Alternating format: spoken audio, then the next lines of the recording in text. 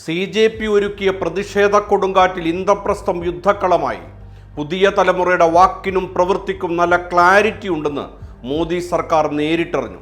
ഇതാ സമരവേദിയിലെത്തിയ ഒരു വിദ്യാർത്ഥിയുടെ പക്വതയാർന്ന വാക്കുകൾ ഇങ്ങനെയാണ്. मोदी जी तक ये बातें नहीं पहुंच रही थी, आज जो सुबह हुआ है वो नहीं होता. इट इज वेरी क्लियर कि जब कोई ऐसा बौखला के कोई स्टेप लेता है, इट इज वेरी क्लियर कि उसके तक बातें पहुंच रही है. സർക്കാരിലേക്ക് കാര്യങ്ങൾ കൃത്യമായി എത്തുന്നുണ്ടെന്നത് വ്യക്തമാണ്. പക്ഷേ സർക്കാർ നമ്മുടെ ആവശ്യങ്ങൾ അംഗീകരിക്കാൻ ആഗ്രഹിക്കുന്നില്ല എന്നതാണ് പ്രശ്നം. കാരണം അതിനു പിന്നിൽ ഈഗോ എന്നൊരു കാര്യമുണ്ട്. ഇന്നത്തെ മന്ത്രിമാർക്കും പ്രത്യേകിച്ച് നമ്മുടെ പ്രധാനമന്ത്രിക്കും അത് വളരെ കൂടുതലാണ്. അവർ ഒരു കാര്യവും കേൾക്കാൻ പോലും താല്പര്യപ്പെടുന്നില്ല.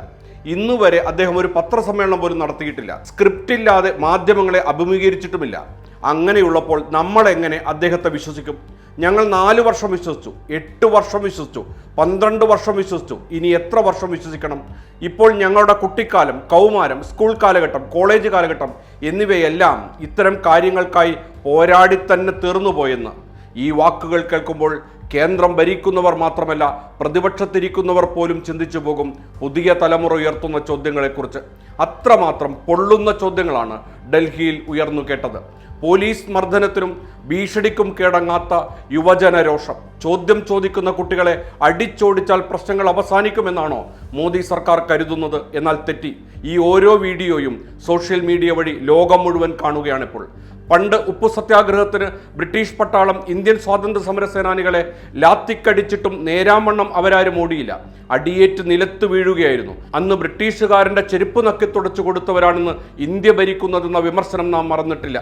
സാമൂഹിക മാധ്യമങ്ങൾ നിറയെ വിദ്യാർത്ഥികളെ തല്ലിത്തതക്കുന്ന ചിത്രങ്ങൾ നിറയുകയാണ്. എന്നാൽ അവരിൽ പലരും നിന്ന് അടി വാങ്ങിക്കൊണ്ട് ഇനിയും തല്ല് എന്ന മട്ടിൽ ധീരതയോടെ നിൽക്കുകയാണ്. സഹിക്കുന്നതിലപ്പുറമാണ് ഭരണകൂടം ഞങ്ങളോട് ചെയ്തതെന്ന് ബോധ്യപ്പെട്ടവരുടെ പ്രതിനിധികളായാണ് അടിയേറ്റു വാങ്ങിയത്. ഇപ്പോഴും പോലീസ് മാധ്യമങ്ങളോട് പറയുന്നത് സമാധാനപരമായിട്ടാണ് വിഷയം കൈകാര്യം ചെയ്യുന്നതെന്നാണ്. ചുരുക്കത്തിൽ ഡൽഹിയുടെ തെരുവുകളിൽ സംഭവിച്ചത് നിർഭയ, അണ്ണാ ഹസാരെ സമരങ്ങളെക്കാൾ എത്രയോ വലുതാണ്. ഭരണകൂട ഭീകരതയെ നേരിട്ടത് പ്രതിഷേധിക്കാനുള്ള കരുത്ത് ഒന്നുകൊണ്ട് മാത്രമാണ്. അതുകൊണ്ടാണ് സോനം വാങ്ചുക്ക് നിരാഹാര സമരത്തിനിടെ തെറ്റാതെ പറഞ്ഞത് ഇത് സ്വാതന്ത്ര്യ സമരമാണെന്ന്. അതെ, ഇവിടെ നടക്കുന്നത് സ്വാതന്ത്ര്യ സമരം തന്നെയാണ്.